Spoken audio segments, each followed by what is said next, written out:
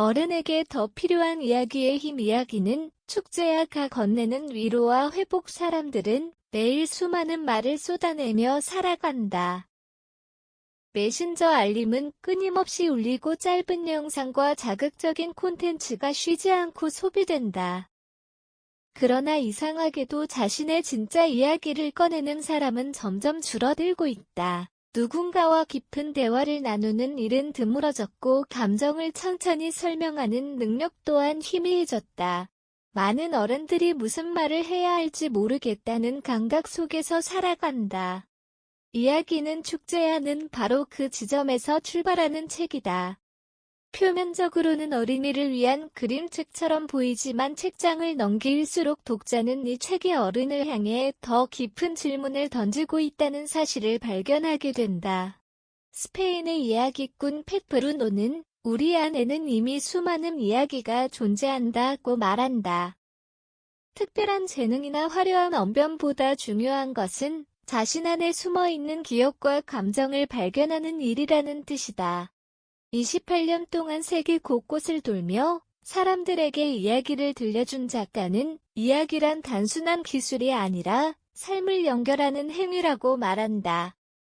친구와 나눈 대화, 가족과의 식사 시간, 오래전 상처받았던 기억조차 이야기가 될 수 있다. 우리는 이미 이야기 속에서 살아가고 있었지만 너무 바쁘게 살아온 탓에 그것을 잊고 있었는지도 모른다. 현대사회는 효율적인 사람을 원한다. 짧고 빠르게 핵심만 전달하는 능력이 중요해졌고, 감정과 경험을 천천히 풀어내는 시간은 점점 사라졌다. 그 결과 많은 사람들은 자신의 삶을 스스로 설명하는 데 서툴러졌다. 괜찮다는 말 뒤에 감정을 숨기고 바쁘다는 이유로 자신의 이야기를 뒤로 미룬다. 이야기는 축제야는 바로 그런 사람들에게 천천히 말을 건넨다. 좋은 이야기는 거창한 사건에서 시작되지 않는다고 말이다. 어린 시절의 기억 우연히들은 말 한마디 혼자 상상했던 장면 하나도 충분한 이야깃거리가 된다. 이 책은 독자에게 이야기의 소재를 찾는 방법부터 이야기를 정리하고 전달하는 과정까지 차근차근 알려준다. 흥미로운 점은 이 책이 단순히 말 잘하는 방법을 설명하지 않는다는 점이다. 오히려 중요한 것은 자기 안의 기억을 발견하는 일이라고 강조한다.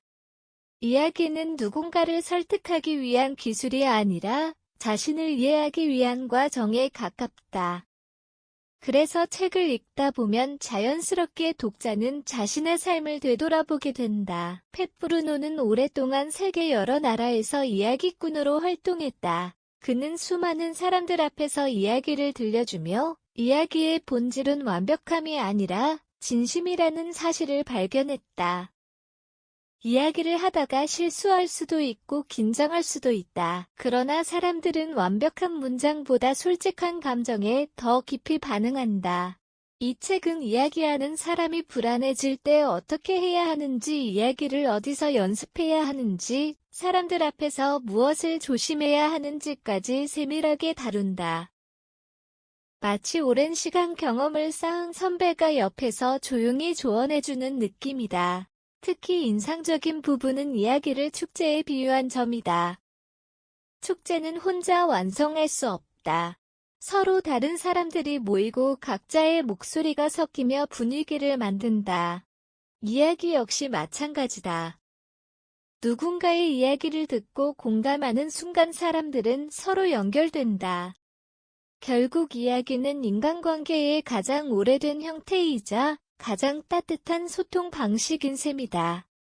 이 책의 또 다른 매력은 안드레아 안티노리의 그림이다. 그는 볼로냐 아동도서전에서 주목받은 일러스트레이터답게 재치와 상상력이 넘치는 장면들을 펼쳐 보인다.